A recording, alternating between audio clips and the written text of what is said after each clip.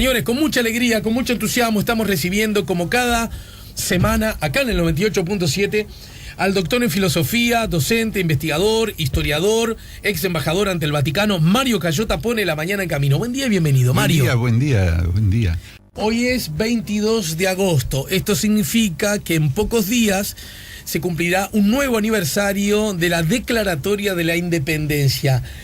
Fecha patria de las más importantes de nuestro país. Es solo uno de los 5 feriados no laborables que tiene nuestro país: el 1 de enero, el 1 de mayo, el 25 de diciembre, el reciente 18 de julio y este 25 de agosto. Y sin embargo, es también, por definición, una fecha polémica, ¿verdad? Por lo menos digna de ser comentada. Y por qué no, cuestionada. Sí, tanto es así. Bueno, ante todo, también, nuevamente, buenos días a todos los escuchas. Es curioso, pero las dos fechas que sin duda son las más importantes en lo que tiene que ver con lo que es la celebración de las fechas patrias, bueno, las dos fechas son fechas polémicas, ¿no, verdad? Tanto la del 18 de julio como la del 25 de agosto. Incluso se han partidizado. Es curioso, fechas patrias que son anteriores a lo que de alguna manera es la fundación explícita, formal, de nuestros partidos políticos llamados tradicionales. Bueno, es curioso que en relación a la lectura de estas fechas se haya tomado posición políticamente, porque, como sabemos, el 18 de julio es la fecha que el Partido Colorado ha leído como que debe de ser considerada la fecha de nuestra independencia. Y a su vez, lo que podríamos decir era el Partido Blanco, porque el Partido Nacional es posterior. El Partido Nacional se funda en 1878, y hay muchos historiadores que consideran que no es continuación del Partido Blanco. Eso también es otro tema polémico, muy interesante. El Partido Nacional, que en sus inicios se llama Club Nacional, aglutina a algunos blancos, pero no a todos, e incluso renuncia a las tradiciones partidistas en su famoso manifiesto. Y también el intelectual, era sin duda un conocido intelectual, Joaquín de Bedia, desde un periódico, un diario, La Democracia, muy conocido por los militantes del Partido Nacional hoy, porque es un precursor, diríamos así, de lo que fue el Partido Nacional. Bueno, desde La Democracia abomina de los cintillos, diríamos así, las luchas partidarias, los enfrentamientos, de manera entonces que también hay dudas en cuanto a que el Partido Nacional actual, que yo respeto muchísimo, sea exacto continuador del llamado Partido Blanco, ¿no? Mirá, Alejandro, a dónde nos ha llevado el recordar el 25 de agosto, ¿no?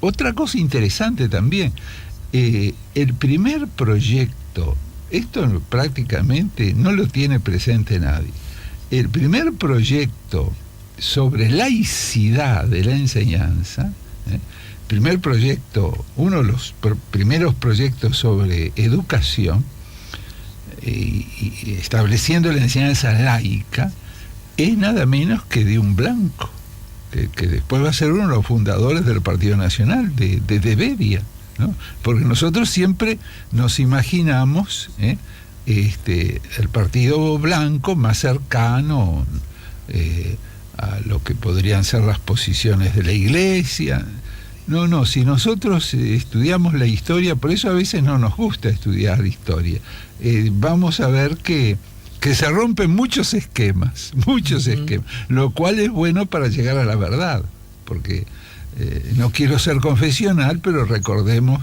lo que dice el Evangelio, que la verdad nos hace libres, Sí. Si no estamos atados al error, al prejuicio, al esquema, que es una de las cosas que yo más combato, siendo pacifista como soy. Bueno, soy un enemigo declarado de los esquemas.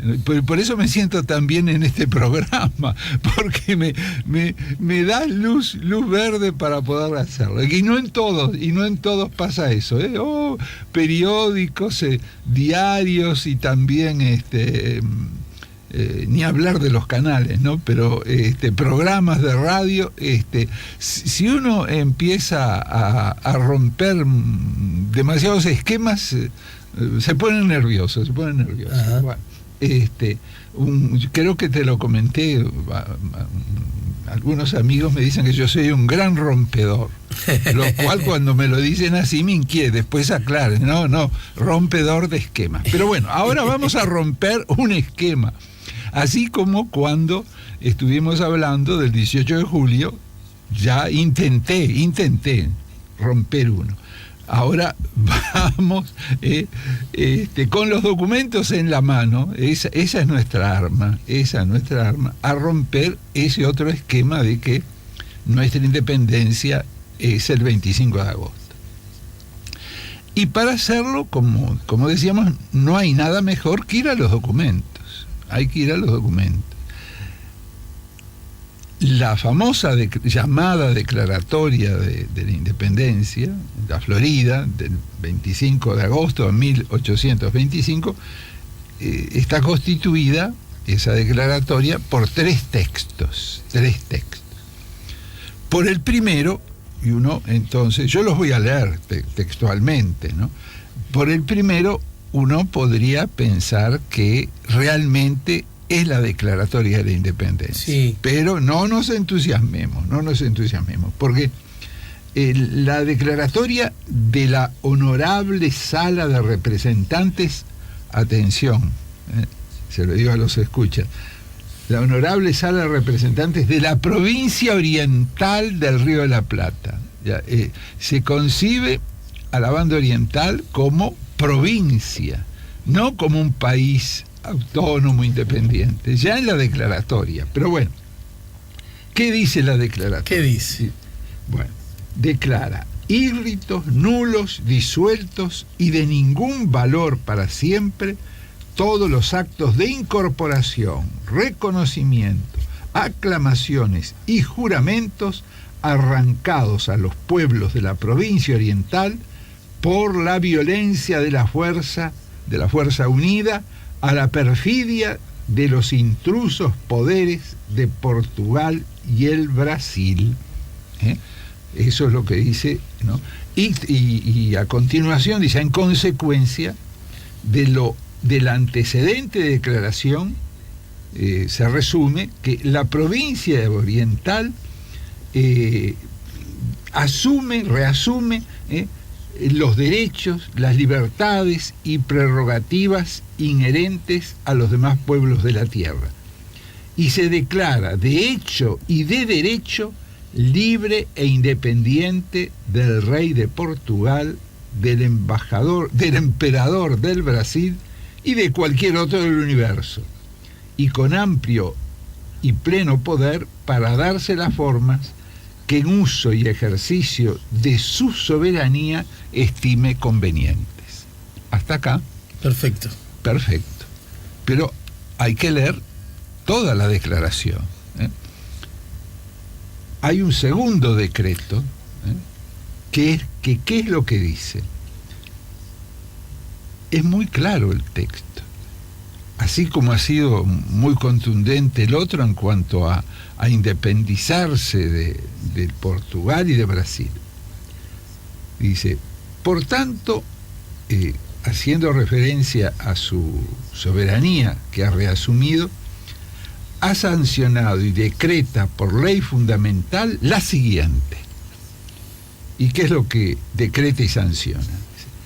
Queda la provincia oriental del Río de la Plata unida a las demás de ese nombre en el territorio de Sudamérica, por ser la libre y espontánea voluntad de los pueblos que la componen, manifestada con testimonios irrefragables y esfuerzos heroicos desde el primer período de la regeneración política de dicha provincia. Claro.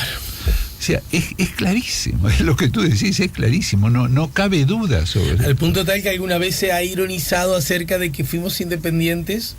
Sí. Solo el tiempo entre que se leyó la primera ley de la segunda, ¿no? Exacto, tal cual, es así. Ahora, eso no quiere decir que no nos declaráramos soberanos. Hay una gran confusión. ¿La vemos luego de la pausa? Sí, ahí está. Porque no se distingue entre independencia y soberanía. Bien, claro. Muy bien. Estamos poniendo la mañana en camino. Estamos con Mario Cayota. Estamos hablando de la declaratoria de la independencia. Exacto. Ya volvemos con la mañana en camino. De una chica colombiana dormían en camas separadas, tomando un café. Seguimos conversando con Mario Cayota a propósito del 25 de agosto, a propósito de la declaratoria de la independencia y su polémico estatus, ¿no? Exacto, sí. Porque aquellos que están empeñados en ver el 25 de agosto como el día de nuestra independencia, bueno, recurren a algunos argumentos que es común cuando los textos son claros, ¿no?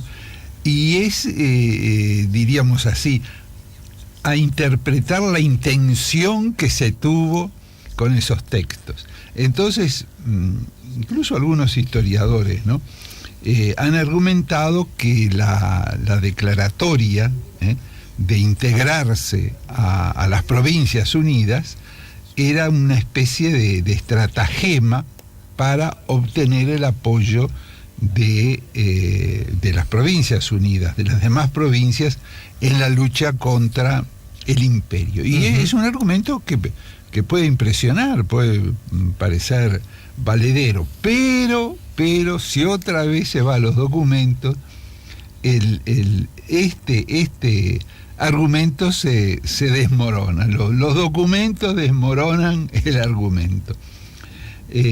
No se trata ya de documentos oficiales, pero sí de documentos reconocidos y valorados desde el punto de vista historiográfico como piezas muy importantes. Y me estoy refiriendo a la correspondencia.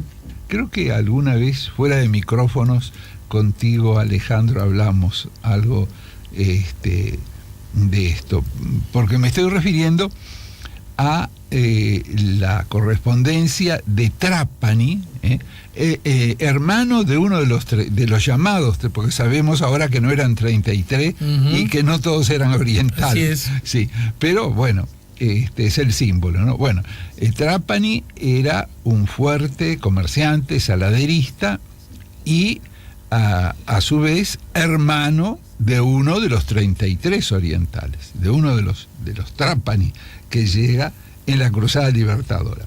O sea, un hombre muy cercano a La Valleja, tan cercano que era compadre, como se decía antes. Había una relación de amistad. Y acá viene un dato muy interesante. El historiador, aquel gran historiador, que era belga, pero de cultura francesa, Pirén decía que para ser buen historiador hay que ser un buen chusma, ¿no? Yo no sé si soy un buen historiador, no sé, pero que soy un buen chusma, sí, Alejandro, tú sabes que sí.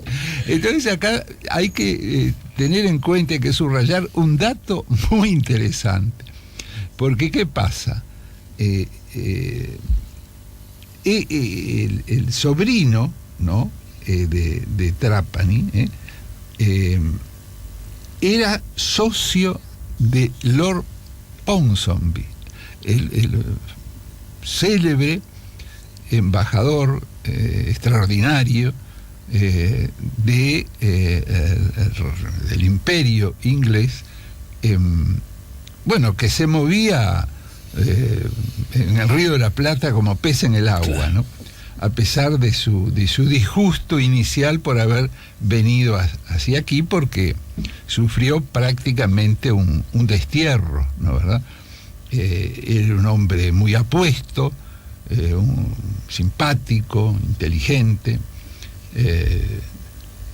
era un seductor, y eso inquietaba mucho al rey, sobre todo por la cercanía de Lord Ponsonby a una persona a la cual el rey de Inglaterra estaba afectivamente muy, muy cercano, ¿no? Entonces, de manera muy elegante y discreta, lo desterró, lo destinó aquí al Río de la Plata. Y recalco esto porque, bueno, Lord Ponsonby, más allá de otras causas, no podemos caer en el reduccionismo de decir que la independencia se la debemos a Lord Ponsonby, pero jugó un importante papel, y por eso me detengo en hablar de él, porque vino a dar acá, a estas tierras, yo no digo que por casualidad, pero vino de una manera bastante inesperada,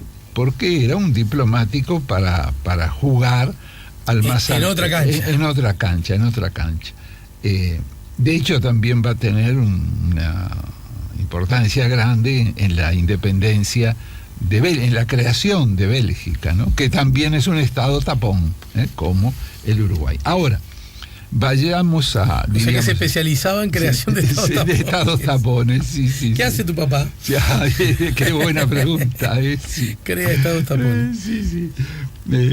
Entonces, digo todo esto porque es muy importante ver las cartas de Trapani a Lavalleja, porque esas cartas revelan la renuencia que Lavalleja manifestaba a la independencia del Uruguay, Es decir, o sea que la actitud de Lavalleja es totalmente coherente con la declaratoria que nos incorpora a las Provincias Unidas.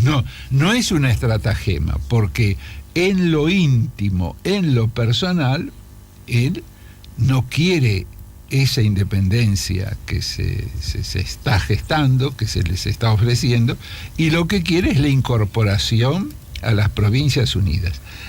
Y allí Trapani en las cartas trata de convencerlo, y Lavalleja, que era bastante obstinado, ¿no? Era una persona muy honesta, pero un poquito obstinado, ¿no? Por no Juan Antonio. Sí, ahí está. Medio terco, digamos. Medio terco. De ninguna manera, no quería saber nada de nuestra independencia. Así que hay varias cartas de Trapani, hasta que le da un argumento y dice, no, pero compadre, acepte, porque eso va a ser para bien de la banda oriental, se va a poder desarrollar mejor, van a venir los ingleses, comerciarán con nosotros, etcétera, etcétera. Entonces le da toda una serie de argumentos de tipo económico, pero que no benefician a Lavalleja, pero sí al país, ¿no? A la banda oriental. Todavía no era un estado organizado. Y esta influencia de Trapani sobre Lavalleja es tan importante que hasta llega prácticamente a redactarle una carta para que él escriba, para que se la dirija a Lord Ponsonby, porque la dificultad, una vez que se fue avanzando en este tema y convenciendo tanto a Buenos Aires, al gobierno porteño, como al imperio del Brasil, al que costó convencerlo, ¿no? de la independencia, ¿no? El argumento era, bueno, ni para uno ni para otro, así ustedes pueden quedarse tranquilos. Y también quedarse muy tranquila Inglaterra, que iba a usar esto en aquel momento que no había aviones como base de operaciones para su comercio, pero Brasil se resistía, ¿no? Y también, más allá de los cambios en los gobiernos de lo que después fue la Argentina, también se notaba en el gobierno porteño cierta resistencia, según quien estuviera al frente. Cuando ya, diríamos, se había avanzado y se había de alguna manera logrado convencer a estos dos países, quedaba el empecinamiento, diríamos así, de Lavalleja, ¿no? Por no decir la terquedad. Y ahí entonces tratan de convencerlo y al final lo consiguen. Es verdad que lo consiguen, ¿no? Pero quiere decir que el análisis de toda esta correspondencia, lo que evidencia, lo que prueba, es que la declaratoria del 25 de agosto, el segundo decreto, no fue una estratagema, era lo que realmente sentía. Si no les hubiera costado tanto convencer a Lavalleja, que era en ese momento el jefe de lo que había sido la Cruzada Libertadora, los 33 Orientales, porque Rivera estaba con un cargo importantísimo y un muy buen sueldo. En ese momento estaba militando con la provincia, estaba integrado a la provincia cisplatina. Hasta el famoso abrazo de Monzón, que todavía hoy se discute si en realidad se abrazaron, si Rivera vino al encuentro de Lavalleja para ponerse a sus órdenes, o que Lavalleja lo tomó prisionero y después recién Rivera se integró. Es una discusión no zanjada y en la que no voy a entrar, Alejandro, porque corro el riesgo además de que alguien se me enoje, alguna escucha se me enoje. Pero por lo menos tenemos que admitir que es una discusión no zanjada, que está en pie, como fue el famoso abrazo del Monzón. Pero lo que sí podemos decir que antes del abrazo del Monzón, bueno, Rivera estaba a las órdenes del gobierno de la Cisplatina, al servicio del Imperio de Brasil. Y el que, diríamos así, interpretaba el sentir hasta ese momento artiguista, era Lavalleja, tan artiguista en ese momento, ¿no? En ese momento, que ni siquiera quiere esa independencia en la que Artigas no soñó. ¿Y por qué en esto que está ocurriendo en agosto del 25 no están ninguno de los que fueron notorios protagonistas de abril en la cruzada? Quiero decir, ¿por qué esta declaratoria de la independencia no están Lavalleja, Uribe, bueno, más allá de estas salvedades, el propio Rivera y tantos otros? ¿Por qué figuran otros nombres? Sí, ahí está muy buena la pregunta, porque de alguna manera había, diríamos así, dos en esa toponimia había dos campos, uno el militar y otro el jurídico, el legal, ¿no? Y por lo tanto, en los que asisten a la declaratoria de la Florida, en general son vecinos importantes. Se le daba, valga la redundancia, se le daba mucha importancia al vecino importante. O letrados, juristas. El abogado tenía hasta hace, yo creo que muy poco, un predominio muy grande hasta en la vida política uruguaya, ¿no? El famoso doctor, ¿no?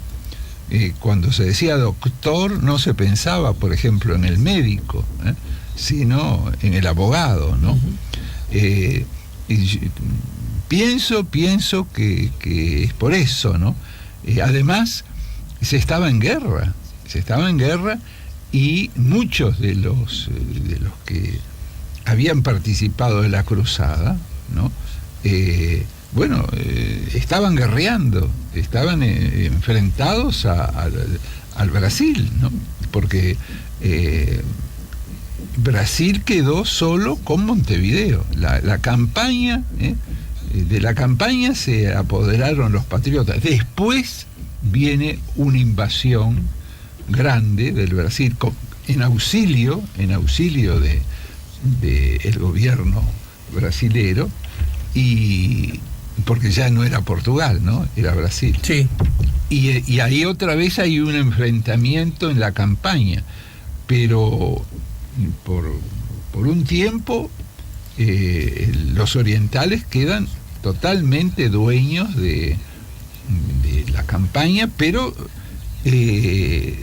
siempre, diríamos así, enfrentados en una especie de guerra de guerrillas, ¿no? Con algunos bolsones militares, llamémosle así, de el gobierno del imperio, ¿no? del Brasil. O sea que en algún modo la declaratoria de la independencia nos promulga la independencia, defiende, reivindica la independencia de Uruguay con relación al Brasil, a Portugal y a cualquier otro, no sé qué, del universo, dice, ¿no? Sí, es un lenguaje muy altisonante. Pero sin embargo, de inmediato adhiere a las Provincias Unidas. Sí, porque eso está ya presente también en las instrucciones del año 13, cuando se habla justamente, ¿para qué Artigas convoca al Congreso, al famoso Congreso de Tres Cruces? Para ver si se incorporan o no a las Provincias Unidas.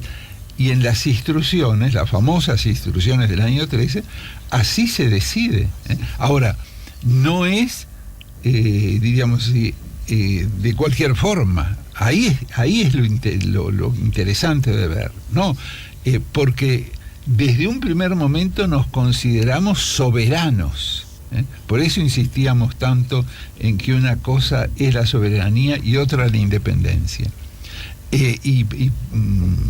Ahí estaba el tema, que se trata muy bien en el Congreso, de si la pertenencia a las demás provincias era por sometimiento o por pacto. Y allí se expresa que es por pacto, y se reitera, casi con redundancia, ¿no? O sea, la incorporación a las Provincias Unidas es a través del ejercicio de la soberanía. O sea, siempre se consideró por los artiguistas que la banda oriental era soberana y que por lo tanto, en uso de esa soberanía, podía decidir integrarse o no a las Provincias Unidas. Ahora, queda también muy claro, Alejandro, que las Provincias Unidas no es esa Argentina que hoy conocemos. Por eso es diríamos así, un dislate decir que Artigas quiso ser argentino, porque no existía la Argentina, y además la concepción de Artigas era una concepción federalista. Yo creo que alguna vez dije, Alejandro, ¿no? Acá no discutimos si el proyecto artiguista era bueno, regular o malo. Uh-huh. Yo creo que era muy bueno, pero eso es una opinión mía. Lo que nosotros tenemos que considerar es si ese proyecto se cumplió o no se cumplió. ¿Qué pensaba Artigas? Bueno, Artigas no nos pensaba con una independencia así totalmente aislada, solitos en el mundo. Yo lo que creo es esto, a partir de todo esto que tú estás diciendo. Me parece que, si bien no entiendo que sea exagerado ni equivocado distinguir los conceptos de independencia de soberanía, nosotros conmemoramos, recordamos, ¿por qué no?, festejamos la declaratoria de la independencia y no la declaratoria de un gesto de soberanía, ¿verdad? En ese sentido,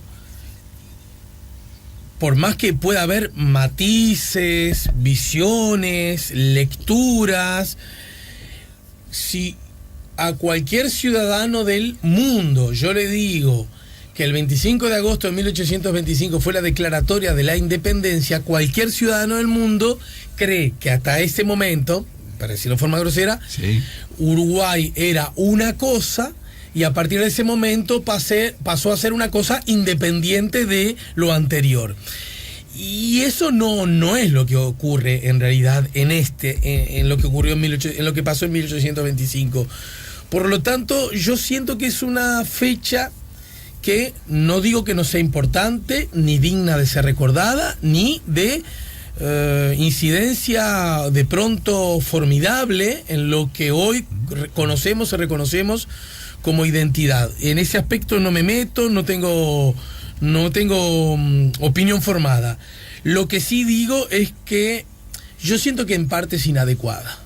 Yo comparto habla de declaratoria de independencia y a partir de ese momento Uruguay no solo no pasa a ser independiente, sino que manifiesta su intención de no serlo. Claro. Exacto. Entonces, bueno, ¿en qué quedamos? Está muy ¿verdad? bien lo Yo no que estoy tú diciendo decís. que a lo mejor hasta hubiera sido formidable y desde la perspectiva artiguista, sí. seguramente, y federal, artiguista, mucho más. Del mismo modo que aún atendiendo los comentarios que tú hiciste algunas semanas atrás a propósito del 18 de julio, digo que el 18 de julio puede ser polémica acerca de las características de la Constitución, incluso de los que hicieron la Constitución, de los que la redactaron. Lo que no puede ser polémica es que empezó a regir una Constitución. Sin duda, sin duda. Y por lo tanto, aún teniendo polémica, es de una naturaleza distinta a la polémica de la declaratoria de la independencia. También porque el verdad. 18 de julio nos consagra con una constitución que antes no teníamos, y la declaratoria de independencia nos da una independencia que en realidad no tenemos. Es verdad, Entonces me parece que es de mayor fragilidad aún la del 25 de agosto, esta que vamos a recordar. Sí. Bueno, para complicar las cosas, podríamos... Disculpame, pero nos queda casi nada. está bien. Podríamos decir que tendríamos que considerar también, si de independencia se trata, la Convención Preliminar de Paz del 26 de agosto de 1828, donde se consigue a regañadientes que tanto el gobierno porteño como el gobierno de las provincias, llamémosle, como el Imperio del Brasil, acepte y declare, mejor dicho, porque ellos son los que declaran. Si se habla de independencia, los que la declaran son, no estando nosotros. Son otros. Son otros en Río. Y después viene, y de ahí que algunos historiadores calificados dicen que esta debería de ser la fecha reconocida. Viene el canje de los protocolos de la Convención Preliminar de Paz, que es el 4 de octubre de 1828, donde efectivamente se cumple con esa declaratoria de independencia que en general nosotros por un patriotismo malentendido, ¿no? Pero comprensible. Sí, porque mirá, si vamos a festejar justo un día en el que nosotros, entre comillas, no hicimos nada. No hicimos nada. Es cierto que había toda una trayectoria heroica anterior, pero ese día, como tú muy bien lo señalás, no hicimos nada. Bueno, yo prefiero una verdad pálida a una mentira en colores. Está muy bien. Bueno, muchas gracias, Mario, como siempre. Encantado. Nos reencontramos la próxima semana, una vez pasada la declaratoria de la independencia. Sí. Podemos seguir con los barrios, que nos quedaron pendientes, y algún escucha un poquito que me olvidé del cerro, ¿no? Por ejemplo. Pero yo de todas maneras voy a hablar de los veraneos, en los barrios donde se veraneaba.